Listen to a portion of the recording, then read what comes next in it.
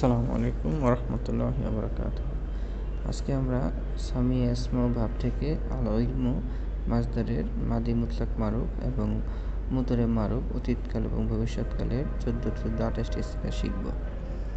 আলিমা, আলিমা, আলিমু, আলিমাত, আলিমাতা, আলিমনা, আলিমতা, আলিমতুমা, আলিমতুম, আলিমতি, আলিমতুমা, আলিমতুন্না, আলিমতু, আলিমনা।